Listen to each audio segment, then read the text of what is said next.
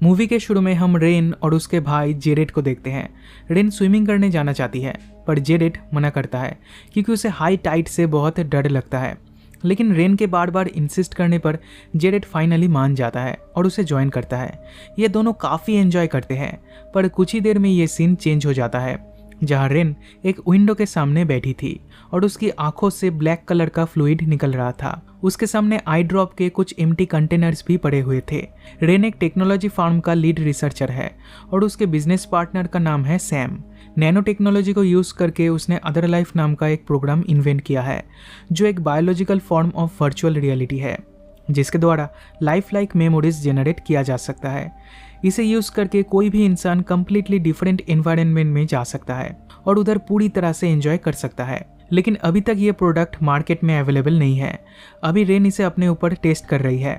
वो इसे सीक्रेटली अपने भाई के ऊपर भी टेस्ट कर रही है जो अभी कोमा में है। तब हमें पता चलता है स्विमिंग करते टाइम जेरेड पानी में डूब गया था। रेन ने उसे बचा तो लिया था पर उसके ब्रेन में काफ़ी ज़्यादा चोट लगने के कारण वो कोमा में चला गया था और तब से उसके भाई की कंडीशन देखकर रेन खुद को ब्लेम करती है। अगले सीन में हम रेन को मेडिकल एडमिनिस्ट्रेशन टीम के साथ देखते हैं।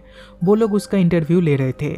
उनमें से एक रेन के एकेडमिक अचीवमेंट्स के बारे में पूछते हैं जो 4 साल पहले सीज्ड हो गया था। रेन कहती है वो एक दुर्घटना थी जहां उसका भाई ऑलमोस्ट डूबने वाला था। ये लोग कहते हैं अदर लाइफ बहुत ही चैलेंजिंग टेक्नोलॉजी है जिसे क्लासिफाई करना बहुत ही मुश्किल है। पर रेन कहती है ये एक बायोलॉजिकल सॉफ्टवेयर है जिसके द्वारा कोई इंसान न्यू एक्सपीरियंसेस को एंजॉय कर सकता है। इसके कुछ देर बाद रेन जब अदर लाइफ को यूज़ करके स्नोबोर्डिंग एक्सपीरियंस कर रही थी तब कुछ टेक्निकल इश्यूज़ के कारण ये सब फिर से रिपीट होने लगता है। देन जब रेन को होश आता है तब उसे पता चलता है कि वो अदर लाइफ के वर्ल्ड में 6 दिनों तक फंसी हुई थी।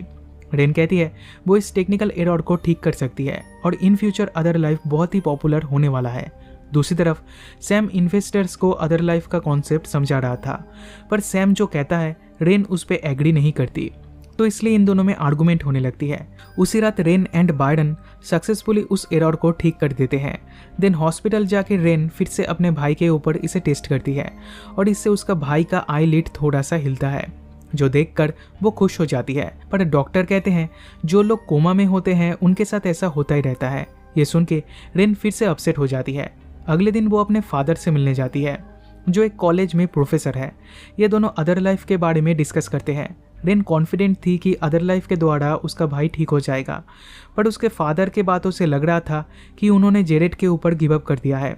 देन रेन कहती है मुझे पूछे बिना उसका लाइफ सपोर्ट ऑफ मत करना। ये कह के वो यहाँ से चली जाती है। सैम कहता है हमें गवर्नमेंट से लाइसेंस लेकर अदर लाइफ को प्रिजनर्स के ऊपर ट्राई करनी चाहिए। इससे प्रिजनर्स अपने दिमाग के अंदर सालों तक कैद हो जाएंगे बट इन रियलिटी बस 1 ही मिनट गुजरेगा और इससे हम प्रिजन में ओवर क्राउडिंग को भी कंट्रोल कर सकते हैं। पर रेन ऐसा करने से मना कर देती है। ऑफिस से निकलते ही वो अपने बॉयफ्रेंड डैनी से मिलती है। फिर ये दोनों रेन के घर पे आते हैं और डैनी अदर लाइफ को यूज़ करके स्नोबोर्डिंग एक्सपीरियंस को अच्छे से एंजॉय करता है। अगले दिन रेन जब ऑफिस जाती है तब डैनी फिर से और एक आई ड्रॉप को ट्राई करता है लेकिन उसे पता नहीं था कि रेन ने इसे जेरेड के लिए तैयार किया है और अभी भी ये एक्सपेरिमेंटल स्टेज पर है। तो इसे यूज़ करते ही डैनी की तबीयत खराब होने लगती है और रेन ये नोटिस करते ही 911 पे कॉल करती है बट अनफॉर्चुनेटली डैनी की मौत हो जाती है। फिर जब सैम को इसके बारे में पता चलता है तब वो रेन को कन्फ्रंट करता है और उससे पूछता है कौन सी एक्सपीरियंस के कारण डैनी की मौत हुई है। रेन कहती है पर्टिकुलर उस आई ड्रॉप को उसने जेरेड के लिए तैयार किया था और इसे अच्छे से टेस्ट करने का टाइम उसे नहीं मिला था। पर यह खबर मीडिया में फैल जाती है और गवर्नमेंट ऑफिशियल्स इस कंपनी को बंद कर देंगे ऐसा डिसाइड करते हैं। पर सैम ऐसा होने नहीं देगा।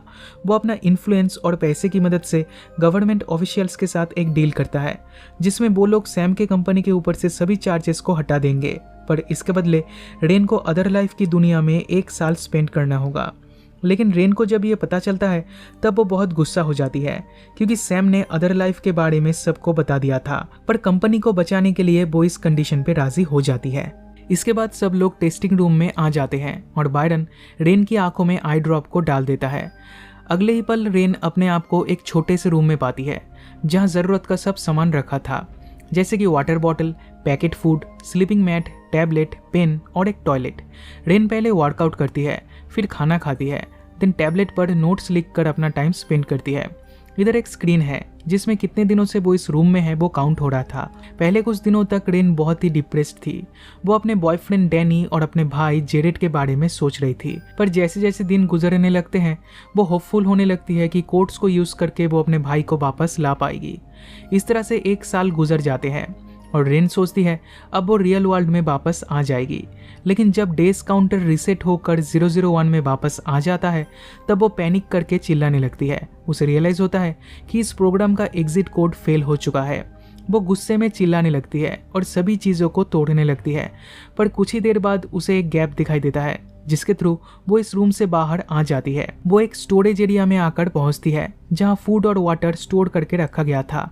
उधर एक कंट्रोल रूम भी था जहां से उसके ऊपर नजर रखा जाता था। ये देखकर वो समझ जाती है कि उसे अदर लाइफ में नहीं बल्कि 1 साल तक रियल वर्ल्ड में ही कैद करके रखा गया था। तभी एक गार्ड इधर आ जाता है और रेन उसे देखते ही एक कार चोरी करके यहाँ से भाग जाती है। दिन रास्ते पे देखती है सभी जगह पे अदर लाइफ का पोस्टर्स लगा हुआ है, तो वो फौरन अपने ऑफिस में जाती है, लेकिन उधर कुछ भी नहीं था। तब पुलिस स्टेशन में जाने पर ऑफिसर कहते हैं पिछले 1 सालों से रेन तो इटली में रह रही है। ये सुन के रेन शॉक्ड हो जाती है।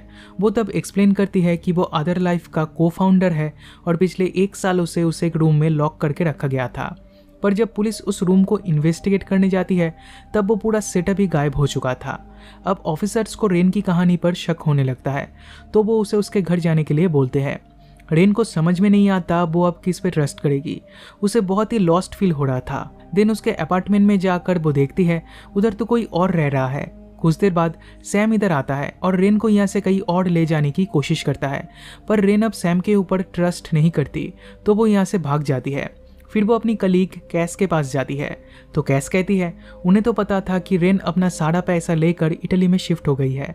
दरअसल सैम ने ये सबको बताया था ताकि कोई उसके ऊपर शक ना करे। कैस ये भी कहती है कि डैनी अभी तक जिंदा है। रेन के गायब हो जाने के 1 हफ्ते बाद डॉक्टर्स ने उसे ठीक कर दिया था। उसी रात रेन डैनी से मिलती है और ये तीनों एक रेस्टोरेंट में जाकर पिछले 1 सालों में जो जो इंसिडेंट हुए हैं उसके बारे में डिस्कस करते हैं। रेन रियलाइज करती है अदर लाइफ बहुत ही सक्सेसफुल हो चुका है और लोग उसे अलग अलग काम के लिए यूज कर रहे हैं। डैनी कहता है तुम्हें मीडिया के पास जाकर सैम को एक्सपोज कर देनी चाहिए, पर रेन के पास सैम के अगेंस्ट कोई भी एविडेंस नहीं था। फिर कैश की आईडी यूज करके रेन और डैनी अदर लाइफ बिल्डिंग के अंदर जाके कुछ एविडेंस को ढूंढने की कोशिश करते हैं। उधर उन्हें बाइडन मिलता है और वो भी सैम के साथ मिला हुआ है। डैनी उसे चेयर के साथ बांध देता है और रेन एविडेंस ढूंढने लगती है। तब उसे एक हार्ड ड्राइव मिलता है, पर इसी दौरान सैम ने सिक्योरिटी को अलर्ट कर दिया था, तो ये दोनों फौरन वहां से निकल जाते हैं।